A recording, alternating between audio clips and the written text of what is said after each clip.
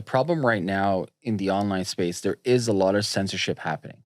So you look at YouTube and you look at the fact of, they've had many different ad Armageddons, and, they're more and more gearing towards the corporate side as opposed to independent content creators. Have you ever had any of your stuff demonetized? Many times. Really? Oh, yes. Wow. Okay. I didn't think you were such a controversial person. I'm not really controversial, but it's like, it's all ML. It's not like a manual person. Anytime I talk about like psychedelics or this or that. Okay, great. You just demonetized this video. Yeah. For me, I make fuck all from YouTube. Like Fair, peanuts, like can't even cover my fucking cell phone bill. But I'm luckily in a position I don't need money from YouTube. But many creators depend on the revenue from YouTube or other forms of media platforms. Mm-hmm. And it's getting more and more difficult. And you're seeing right now a suppression of free speech on a lot of these platforms, whether it's Twitter, whether it's YouTube, whether it's Facebook.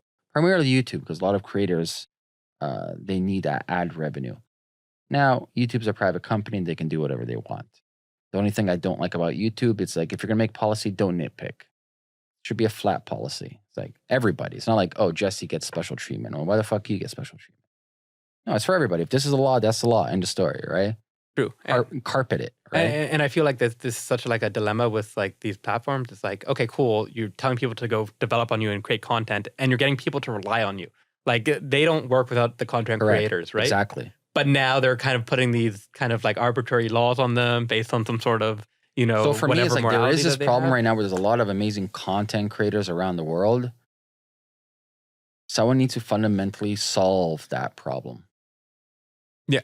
Patreon model where people are going to donate for you, I think that's a failed model. I think the model has to be B2B. People will not pay for content. They've just been so conditioned for free.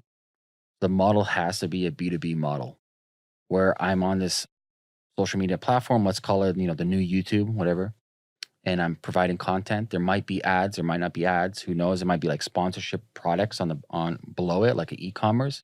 But there has to be a new business model for content creators. You know what I've been noticing is a lot of content creators will actually have like the inbuilt ads that YouTube can't censor. Like they'll talk about like sponsorship. My sports one, SeatGeeks. Yeah. They'll talk about SeatGeeks for like the first 20 seconds. Yeah. SeatGeeks pay us because I just mentioned you guys. But pay up, yeah. Pay up, yeah. But can't skip that, and they can't demonetize that. So but then again, that kind of I don't know how these people like get in contact with like SeatGeeks. I don't know how they like make these deals and negotiate these deals, but there could be companies that form around that, but there could be like with multi-sigs and certain maybe blockchain economic things, you could actually kind of get some sort of businesses and dApps working around that. Mm-hmm. Connecting content to those people and having these like maybe funds or bounties almost where people can grab them. It's like, hey, mention us and have this many followers. And it's kind of this transaction that happens to a third party, like happens straight on the blockchain. And there's enough money in that it could work today with gas limits. I think the biggest thing the challenge that somebody creating that would have was onboarding people and convincing people like, oh, it's easy to use. No, it's not. Listen, this is an opportunity for Brave. If Brave can onboard YouTubers and match what YouTubers are making and have the Brave token automatically sent as ETH or Bitcoin, Brave, if you guys are listening to this, this is an actual strategy for you. There's a massive disappointment of micro influencers on YouTube. People that have, let's say, 20, 30,000 subscribers. Diehards, they produce amazing content. And YouTube treats them as shit for the most part. This is an opportunity where if you can onboard YouTubers and show them some, and I'm not too sure whether it's like you have ads on their video and, working with your publishers on the back end, but this is an opportunity, whether it's Brave or somebody, there's a golden opportunity right now for people to grab angry content creators and bring them on their platform. Yeah, absolutely. And yeah, you kind of see like, and I don't like to get into this idea of like the actual like politics and stuff, but starting to seem like every large tech company leans left of the political field. So like even centrist people who are like, or even people who are like, and by right wing, I mean like just won't censor anything, just like it's a free open platform. Those don't seem to exist too. So and it kind of is what blockchain talks about. It's like free, open, no censorship, because none of the big tech companies are going that direction. Listen, I don't care about private companies censoring. I just don't care. one, I know there's people that will make a debate whether Facebook is a private company.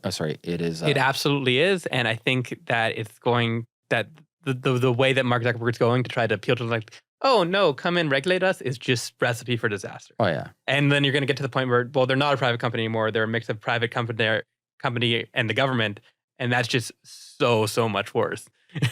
That's just so many bad things. They become the WeChat of North America. Yeah, that's where they're going. They Libra, man. Yeah, and so for me, it's like, listen, they can do what they want. I just look at laws very specific. It's like, if you have your terms and services on your platform, you can't be nitpicking. You can't be cherry picking whether Jesse gets preferred treatment over me. Like, if there's a rules of like, you're not allowed to do ABC, that applies for everybody. You can't be like, you just can't have special treatment. Whatever they can do. You and I, before this conversation, we're talking about, it's not really successful to protest and break things. You may cause a little uproar at the beginning, and some people may notice, but in the long grand scheme of things, you're not really making change. Change only happens when you create something superior to pre-existing, let's say, products or services. And so for me, this is maybe where like kind of blockchain can head, or crypto can head in general. It's like, that would be exciting. If somebody comes around with an interesting product that can supersede in every fundamental way is better than YouTube or better than Facebook.